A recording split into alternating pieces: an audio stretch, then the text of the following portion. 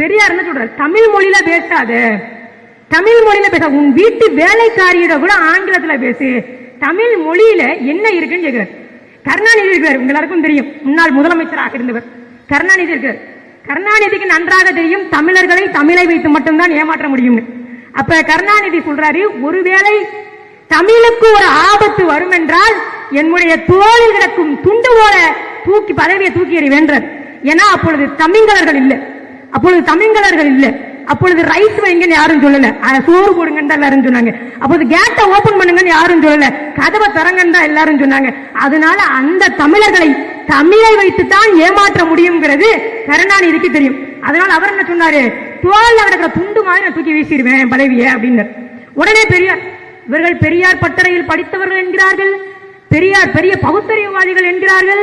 ஆனால் அந்த மந்திரிகள் தமிழ் மொழிக்கு ஒரு தீங்கு வரும் என்றால் பதவியை தூக்கி எறிவேன் என்கிறார்கள்.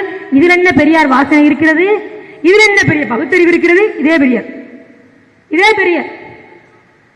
தமிழ் மொழிதான் என்னுடைய மொழிதான் என்னுடைய இனத்தினுடைய அடையாளம். ஆனால் அந்த அடையாளம் அழிக்கப்படும் என்றால் ஒப்புத்தாவது கருணாநிதி சொல்றாரு, நான் பதவியை ராஜினாமா பண்ணுவேன், நான் அவர் பண்ண போறது அது வேற விடயம் அவர் சொல்றார். ஆனால் இந்த ஐயா பெரியார், இதுல என்ன பெரியார் பகுத்தறிவு வாசனை இருக்கிறது, இதுல என்ன பெரியார் வாசனை இருக்கிறது? இந்த பெரியார் தான் தமிழின தலைவர்னு கொண்டாடுகிறது. இப்ப தமிழின தலைவரா தமிழின எதிரியாங்கிறது தான் இங்க கேள்வி.